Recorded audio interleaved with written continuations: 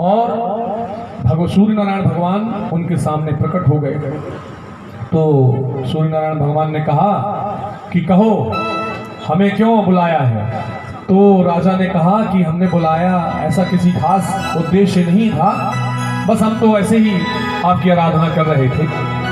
तो सूर्य नारायण जी बड़े प्रसन्न हुए कि कोई ऐसा भी भक्त है जो बिना किसी स्वार्थ के, बगैर किसी चाहत के हमारी आराधना कर रहा था। फिर भी सूर्य भगवान ने कहा कि अब हम आए हैं तो कुछ ना कुछ तो दे के ही जाएंगे।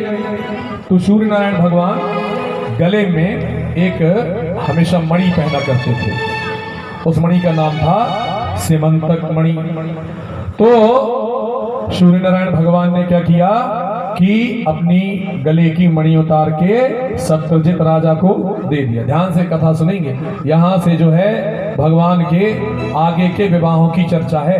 पहला विवाह रुक्मणी जी के साथ कल अब हम लोगों ने दर्शन किए, अब दूसरे विवाह का नंबर है। तो एक सत्यजित नाम के राजा हैं, उनने सूर्य भगवान की उपासना की। सूर्य नारायण भगवान ने उनको अपने गले की मणि प्रदान कर दी। अब राजा जो है मणि प्राप्त करके बड़े प्रसन्न हो गए। अब वो बहुत मूल्यवान क्या कहें, देवता का ही गहना है। तो सत्यजित राजा जो थे उस मणि को हमेशा अपने पास रखते थे और जहाँ कहीं भी जाते थे अपने प्रियजनों के बीच में तो उस मणि को हमेशा पहन कर जाते थे। और जैसे दो चार लोग जुड़ जाएं तो कहीं वो मणि को सुधारें, कहीं सीधी करें, कहीं उल्टा करें, ताकि लोगों का ध्यान मणि की ओर जाए। और फिर जब लोगों का ध्यान जाता था तो लोग उसकी प्रशंसा करते थे कि वाह कितनी सुंदर मणि है, कहाँ से प्राप्त हुई है आपको।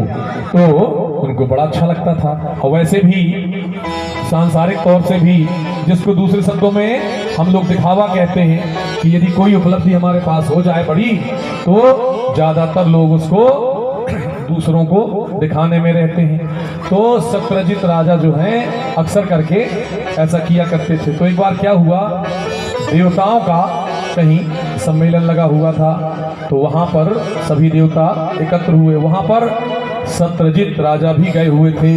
और ऐसा हुआ कि इत्तेफाक से वहां भगवान श्री कृष्ण भी पधारे थे।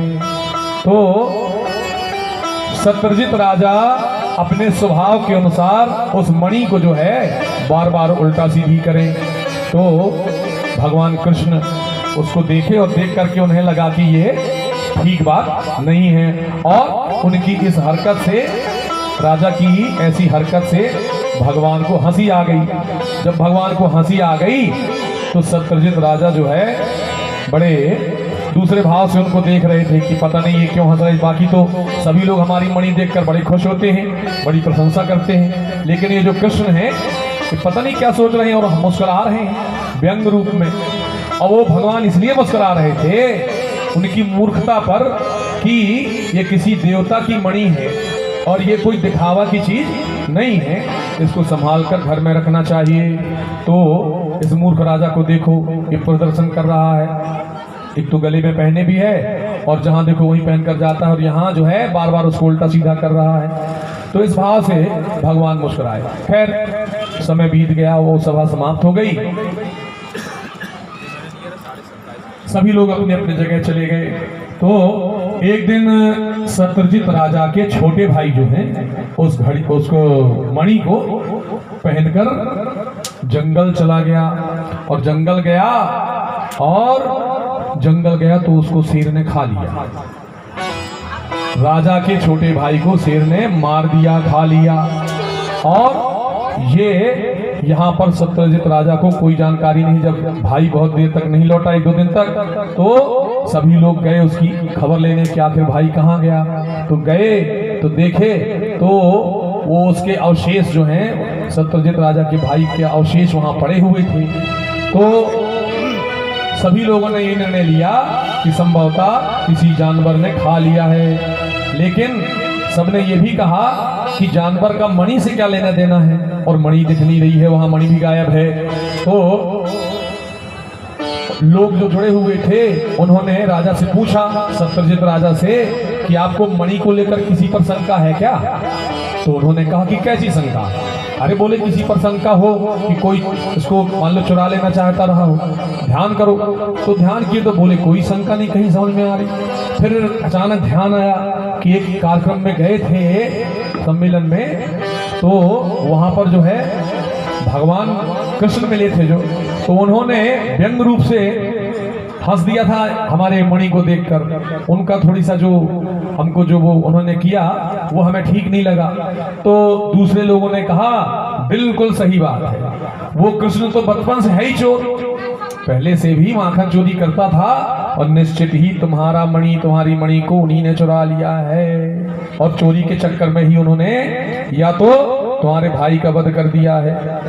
अब ये बात जो है लोगों में आपस में चर्चा हो रही थी, तो ये बात कहाँ पहुंच गई? भगवान के पास। जब भगवान के पास पहुंची तो भगवान स्वयं चल करके वहां आए और उस स्थान पर देखे तो वहां की पोजीशन देख करके उन्होंने अनुमान लगाया कि यहाँ पे जो है, और कुछ शेर के पंजे भी दिखे।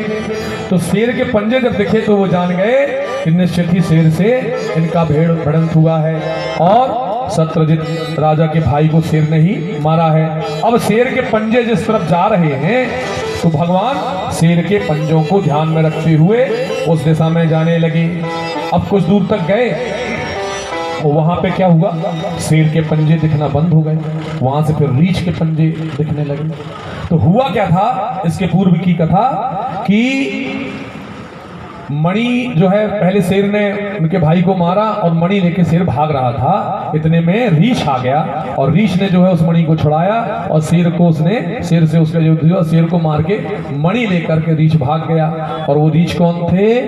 रीछ था जामवंत जी थे, और वो अपनी गुफा में ले जा करके